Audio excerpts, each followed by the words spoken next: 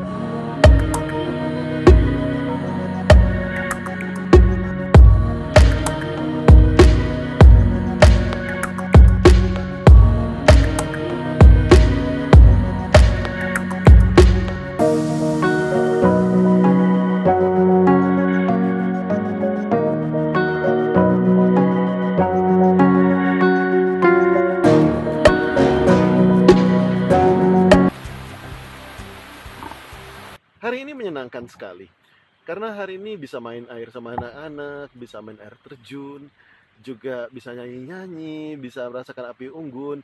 Tapi yang lucunya adalah ternyata di sini karena tukang masaknya lagi sakit, jadi bisa GoFood. Oh. Camping makanya GoFood aja, Pak. Keterlaluan. GoFood benar-benar ada di mana-mana. Sampai ke gunung pun di puncak tetap ada GoFood, luar biasa. Dan senang sekali hari ini bisa camping dan sekarang kita mau istirahat dulu. Mari kita tidur. Good morning. Wow. Tadi malam tidurnya seru banget, kedinginan. Ini kalau nggak salah malam-malam suhunya sampai 14 derajat. Dan kasurnya itu loh, kasurnya tuh miring. Tidurnya itu selalu miring.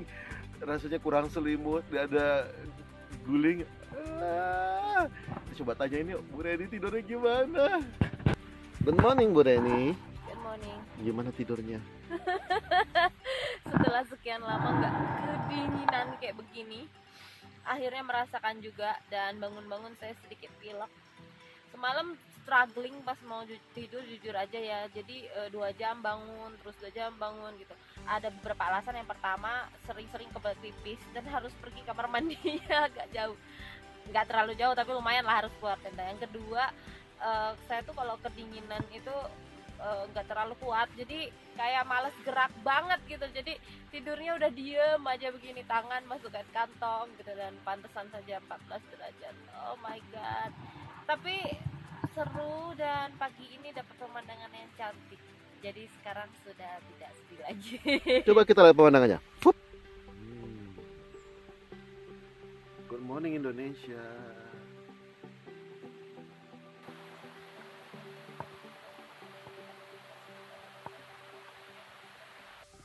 Ketika saya ketemu sama teman-teman gitu ya, ketemu di WA sama teman-teman reuni, dan kita ngobrol-ngobrol, banyak teman-teman saya yang ngeluh bahwa ini anaknya susah diomongin, dari pagi buka mata, lihat HP, lihat WA, lihat iPad gitu loh. Ya kalau kita boleh fair gitu ya, situasi seperti itu kan kita sendiri yang membuatnya.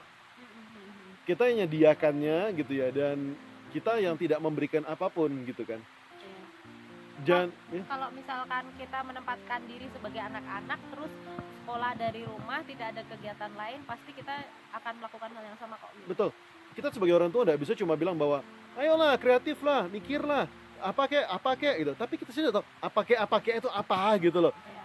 Kita sendiri nggak mau mikirkan apa sih yang diberikan untuk mereka. Apalagi namanya anak, pasti masih banyak butuh contoh. Mereka tuh kurang wawasan, kurang pengalaman dibandingkan orang tua ya. Jadi ya memang harus dari kita dulu yang ngasih. Betul. Pada dasarnya anak itu kan mirip sama tanah liat. Kita pada dasarnya yang ngebentuk. Jadi ketika anak itu bentuknya seperti apa, itu dari tangan kita. Tapi kalau misalnya anak itu sering kita kasih panas, wah, wah, wah, wah, wah, wah gitu ya, terus sering dipukulin, maksudnya sering dikasih tekanan, sering dikasih panas terus, lama-lama tanah liatnya retak dan kita tidak akan bisa membentuknya lagi gitu ya. Mungkin sesekali kita retakin, kita masih bisa ngebentuknya lagi. Tapi kalau udah keseringan dipanasin, diretakin, ya susah lagi untuk membentuknya. Jadi daripada kita sekedar memarahin anak, lebih bagus kita mencoba untuk mengerti anak. Kita dengan itu kita bisa membentuk anak. Dan ketika kemarin saya ngobrol sama anak-anak saya nanya gitu ya, Dedek udah punya pacar, kok udah punya pacar, dan mereka mau sharing sama saya dengan terbuka gitu ya, tentang apakah mereka sudah punya pacar atau enggak, yang seperti itu kehidupan mereka.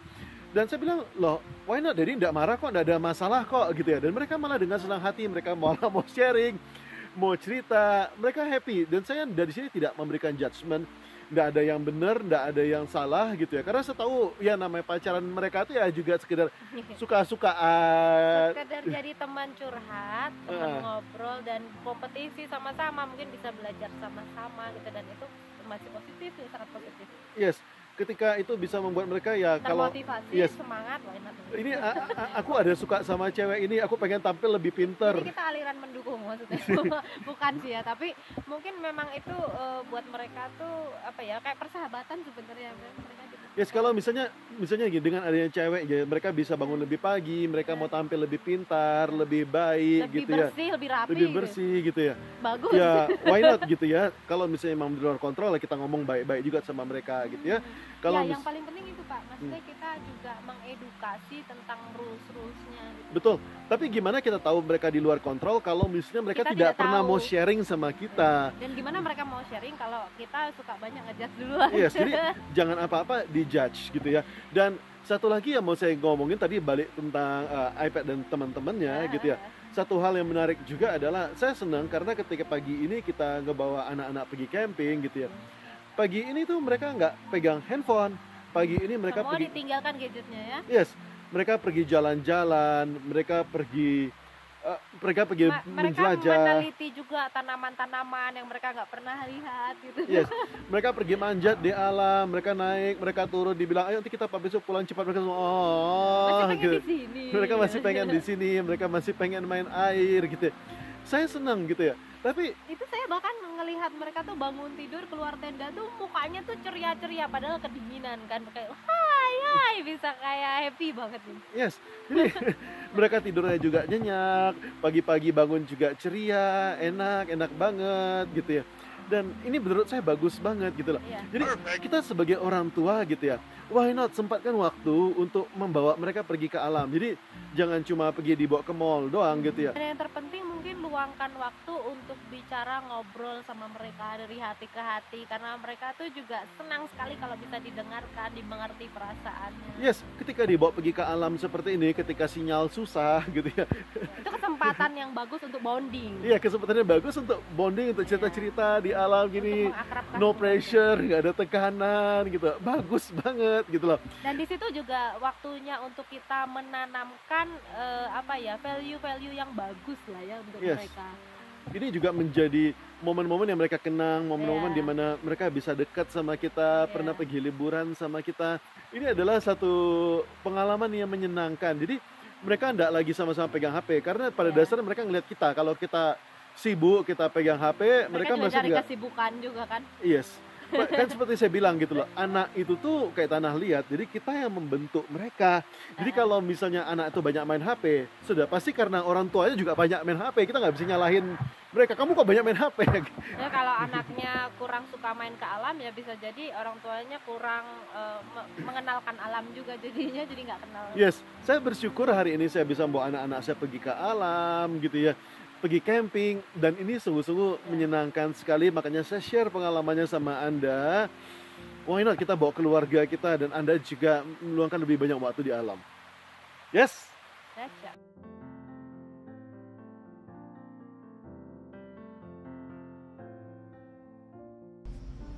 Ada yang lupa saya bilang sebelum saya naik mobil. Ketika kita ngomong sama anak-anak, ada kata-kata yang kita nggak boleh bilang sama mereka. Yang pertama adalah kamu salah. Karena ketika kita ngomong kamu salah dan saya benar, itu akan langsung merusak seluruh hubungan. Jadi boleh dibilang dari semua pertengkaran yang ada adalah karena ada pandangan bahwa kamu salah, saya benar, hitam dan putih. Dan itu tuh bakal sangat menyakitkan banget buat anak-anak gitu ya. Bukan cuma buat anak-anak, tapi bagi siapapun. Itulah kata-kata pertama yang kita nggak boleh ngomongin. Yang kedua adalah kita nggak boleh ngomong sama anak bahwa kamu pintar. Karena ternyata ketika kita bilang sama anak bahwa kamu pintar, ternyata itu malah membuat dia jadi nggak mau belajar, malah membuat dia jadi pembohong. Dan alasan dari kedua video ini sudah saya buat ya. Jadi Anda coba lihat di atas ini ada 2 video. Yang pertama adalah video tentang kita nggak boleh ngomong bahwa kamu salah ya, saya jelaskan panjang lebar di sini. Dan yang kedua adalah kita nggak boleh ngomong bahwa kamu pintar gitu ya. Begitu kita ngomong seperti itu, prestasi mereka langsung turun. Dan saya punya kata-kata yang lain, ternyata yang ketika kita ucapkan prestasi anak-anak jauh lebih meningkat. Ini saya praktekkan juga sama tim saya. Prestasi mereka meningkat, naik terus, mereka naik terus gitu ya. Anak saya sekarang mulai jadi juara dan saya juga senang. Anda praktek, Anda nonton 2 video ini, Anda pilih mau nonton yang mana, pasti bermanfaat. Saya Hendrik Ronald, salam dahsyat buat Anda.